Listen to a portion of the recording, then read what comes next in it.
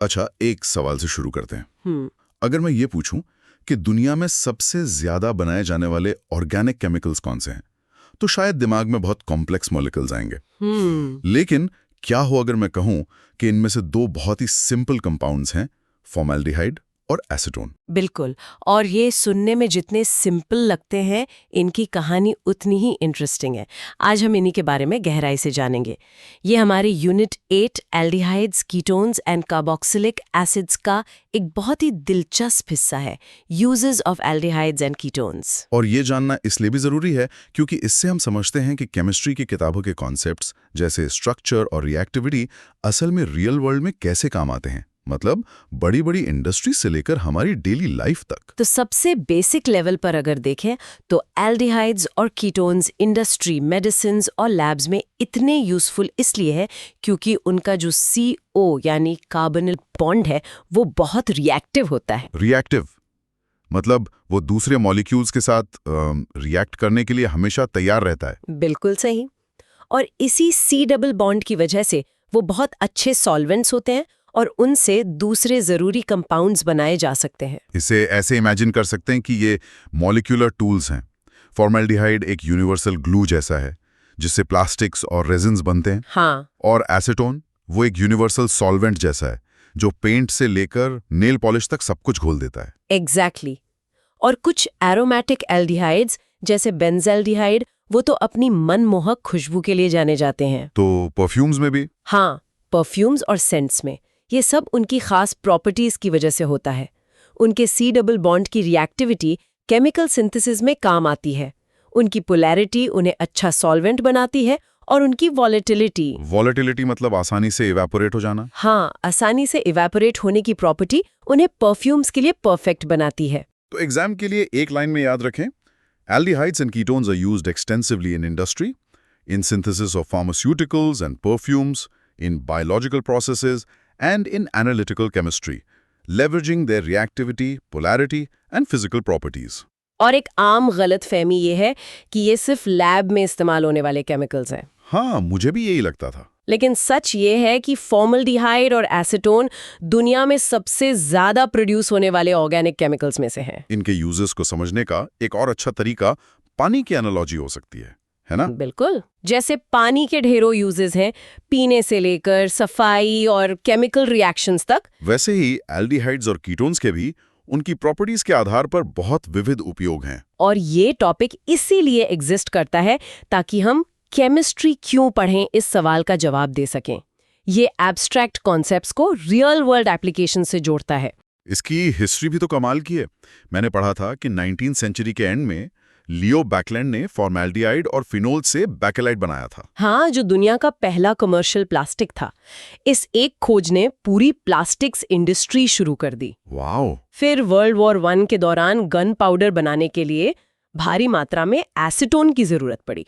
तो इसे एक ऐसी फैक्ट्री की तरह इमेजिन कर सकते हैं जिसके अलग-अलग डिपार्टमेंट्स हैं। हाँ, बिल्कुल। एक रेजिन डिपार्टमेंट में फॉर्मेल्डिहाइड से बैकेलाइट बन रहा है। इलेक्ट्रिकल स्विचेस वाला बैकेलाइट। सही।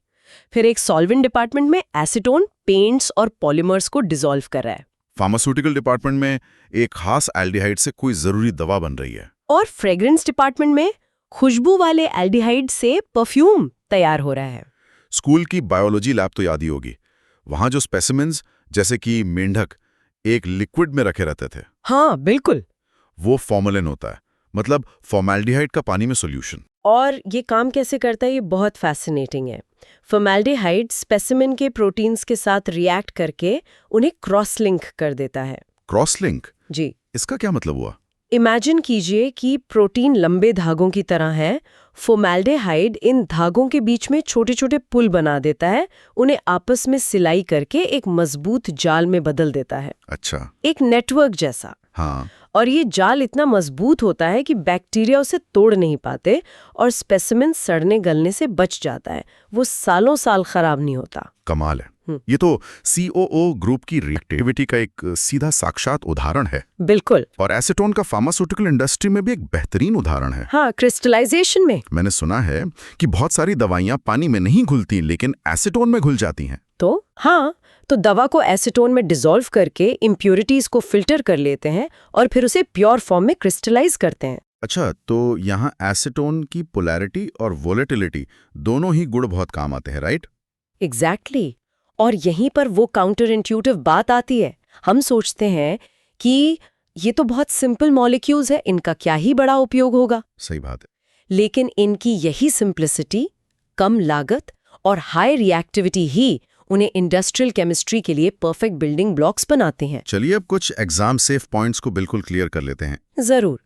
पहला, फॉर्मेल्डिहाइड का इस्तेमाल बैकेलाइट जैसे रेजिन्स बनाने में होता है, जो इलेक्ट्रिकल स्विचेस में लगते हैं क्योंकि वो हीट रेजिस्टेंट होते हैं। ठीक है। दूसरा, एसीटोन एक बहुत कॉमन सॉल्वेंट है जो नेल पॉलिश रिमूवर्स और पेंट थिनर्स में मिलता है। तीसरा, इनके सीईओ ग्रुप की रिएक्टिविटी के कारण ये फार्मा इंडस्ट्री में दवाइयां बनाने के लिए महत्वपूर्ण इंटरमीडिएट्स हैं, मतलब सिंथेसिस के बीच के स्टेप्स में काम आते हैं। और चौथा, फॉर्मेलिन यानी फॉर्मल्डिहाइड का सॉल्यूशन बायोलॉजिकल स्पेसिमेंस को प्रिजर्व करता है क्योंकि ये प्रोटीन्स को क्रॉस लिंक कर देता है। बिल्कुल। पांचवा, बेंजाल्डिहाइड जैसे एरोमेटिक एल्डिहाइड्स को उनकी खास महक के लिए परफ्यूम्स और फ्लेवरिंग्स में इस्तेमाल किया जाता है। और आखिरी बात, ये हमारी बॉडी के अंदर भी हैं। हाँ, ग्लूकोज एक एल्डोज शुगर है जो हमें एनर्जी देती है और उपवास यानी फास्टिंग के समय हमारी बॉडी फ्यूल के लिए कीटोन बॉडीज बनाती है। तो आज हमने देखा कि एल्डिहाइड्स और कीटोन्स सिर्फ टेक्स्ट बुक के चैप्टर्स नहीं हैं। नहीं, बिल्कुल नहीं। ये असल में मॉलिक्यूलर टूल्स हैं जिनकी रिएक्टिविटी और प्रॉपर्टीज उन्हें बैकेलाइट प्लास्टिक से लेकर नेल पॉलिश रिमूवर तक और दवाइयों से लेकर हमारे शरीर के अंदर तक हर जगह उपयोगी बनाती हैं। और ये याद रखना जरूरी है कि इनकी सिंप्लिसिटी ही इनकी सबसे बड़ी ताकत है। हाँ, जिसके कारण ये मॉडर्न इंडस्ट्री की रीढ़ की हड्डी हैं। अब इस पर जरा सोचिए, हमने ग्लूकोज की बात की जो एक एल्डिहाइड है और जीवन के लिए जरूरी है। क्या कोई और सिंपल एल्डिहाइड या कीटोन हो सकता है जिसने पृथ्वी पर या शायद कहीं और जीवन की उत्पत्ति में एक महत्वपूर्ण भूमिका निभाई हो?